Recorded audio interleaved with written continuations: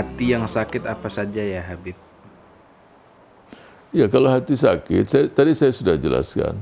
Yang sakit apa? Kalau yang sakit hatinya ini adalah sifat sombong, berarti dia harus tawadhu. Ya, harus tawadhu.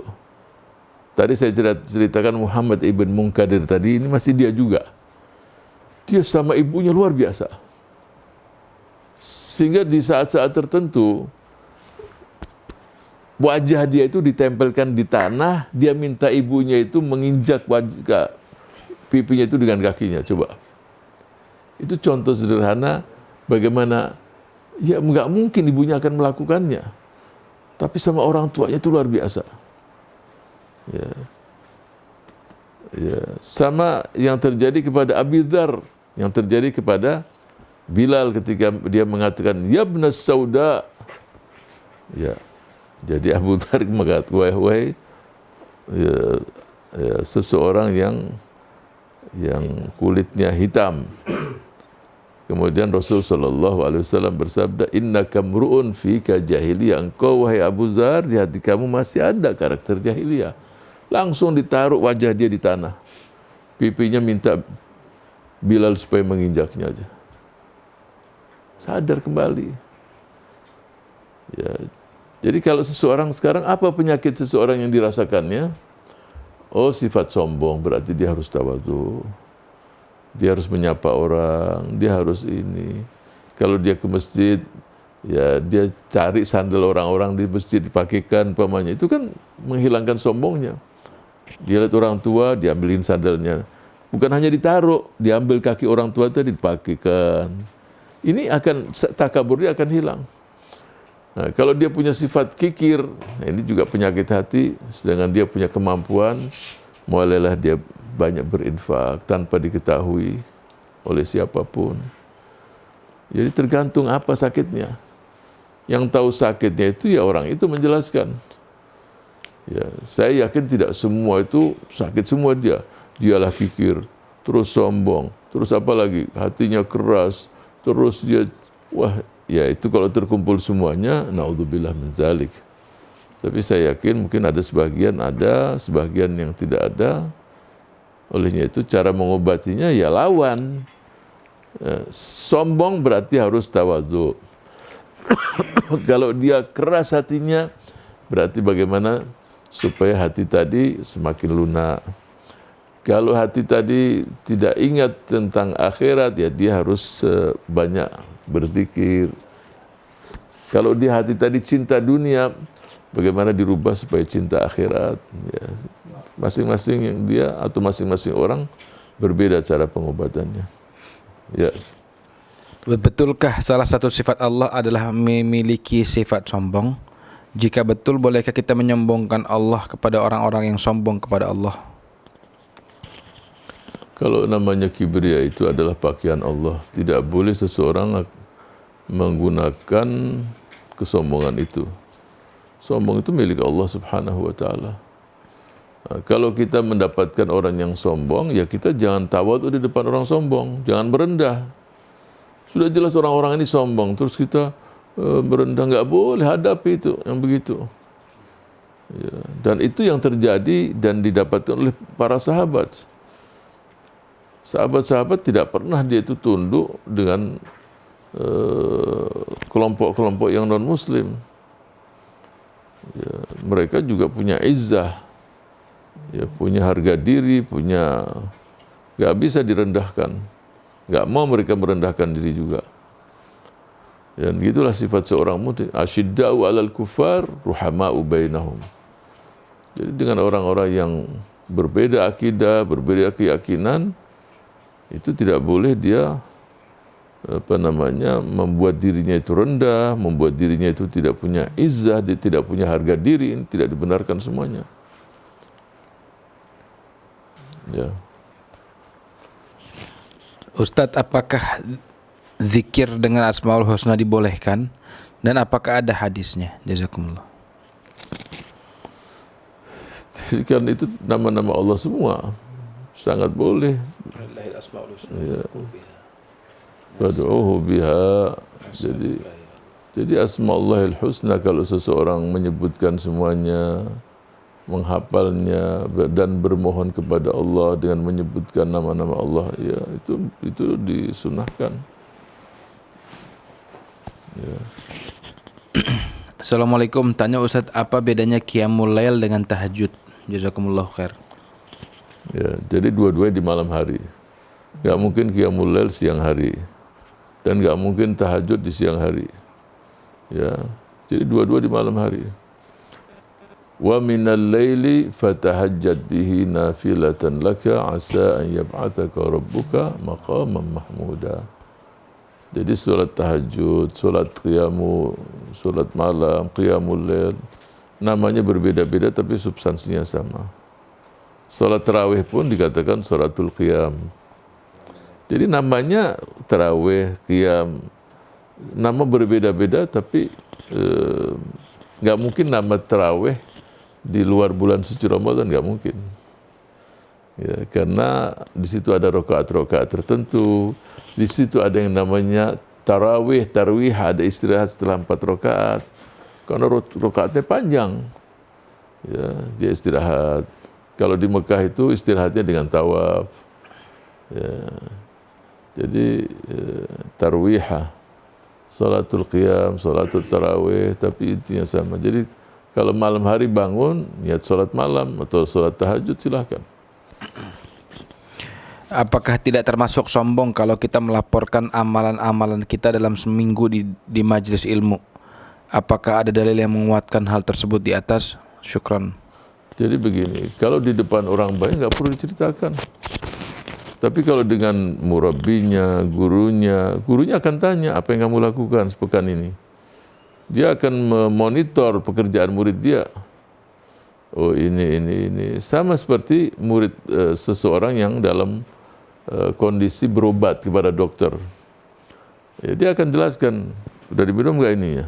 Pil ini sudah terlapor, ini sudah, ini semua. Ya.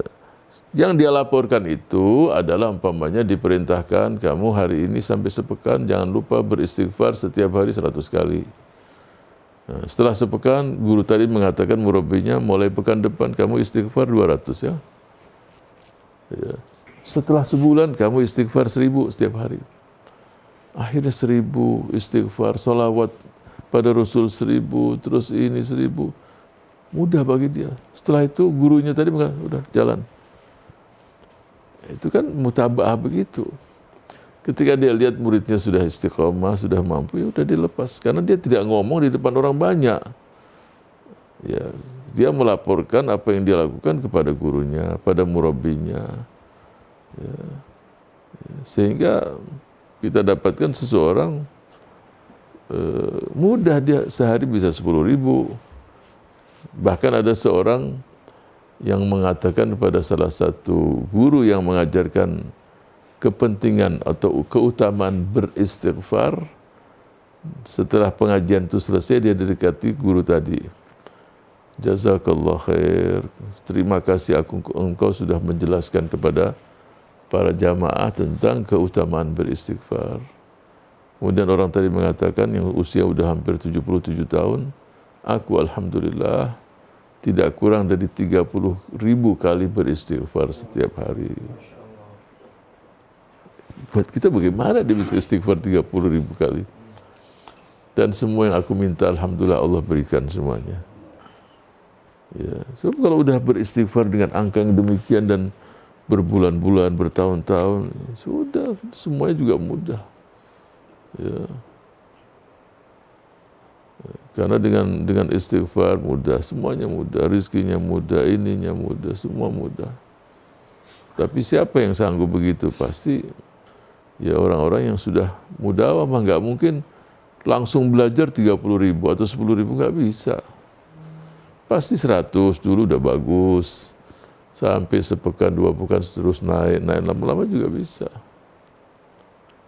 Jadi kalau dia ungkapkan di depan orang banyak, ya itu enggak. Tapi ada satu tradisi yang sangat indah. One day, one juz, itu indah itu. Itu ada anggotanya sampai 100, itu boleh itu. Karena itu kan amal jama'i. Itu bukan untuk kesombongan, tapi untuk komitmen tadi harus dijalankan.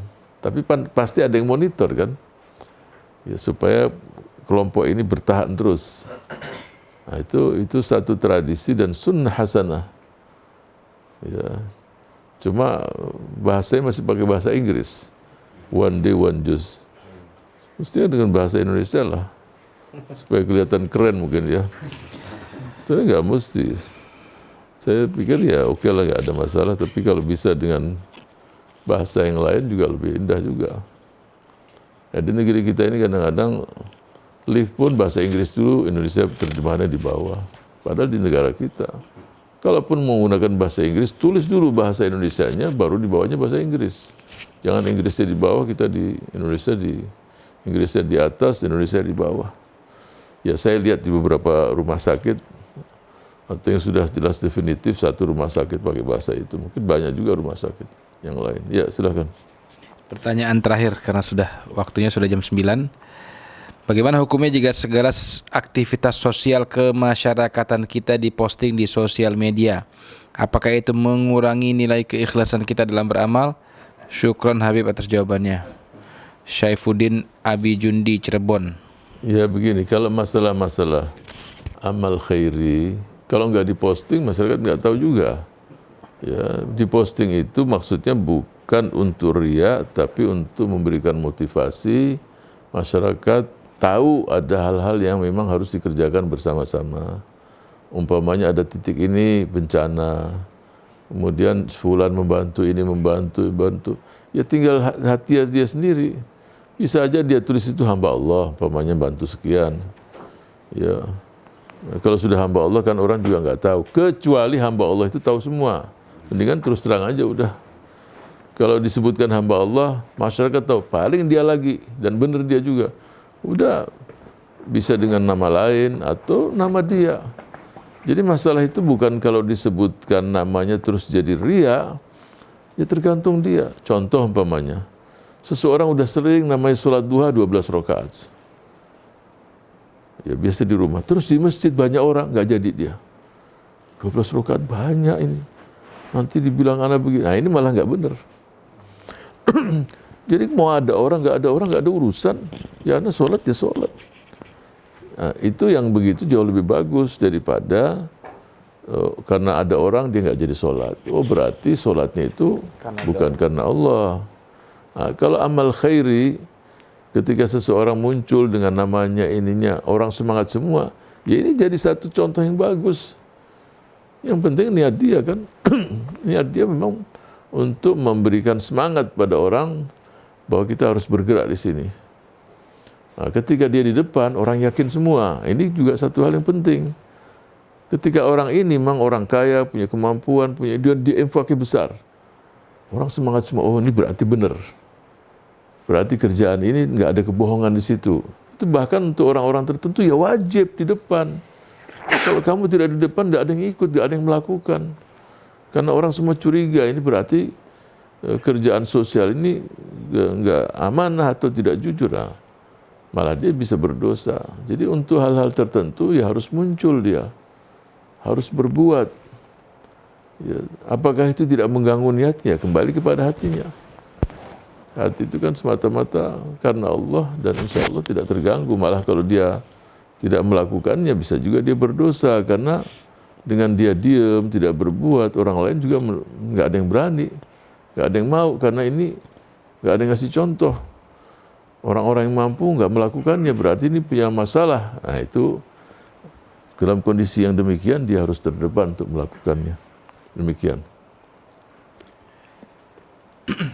Yang belum sempat dijawab pertanyaannya, insya Allah mungkin bisa ditanyakan di pekan depan. Kita tutup dengan sama-sama membaca doa Ya Rabbana A'tarafna. يا ربنا اعترفنا بأننا اعترفنا وأننا أشرفنا على لظى أشرفنا فتب علينا التوبة تغسل كل حوبة واستر لنا العورات وآمن الروعات واغفر لوالدينا ربي ومولودينا وآل والإخوان وسائر الخلان وكل ذي محبة أو جيرة أو صحبة والمسلمين أجمع آمين رب فاسمع فضلا وجودا منا لا باكتساب منا بالمصطفى الرسول نحظى بكل سول صلى وسلم عليه عد الحب وآله وصحبه عداد طش صحبه والحمد للإله في البدء والتناهي. السلام عليكم ورحمة الله. السلام ورحمة الله وبركاته. الحمد لله.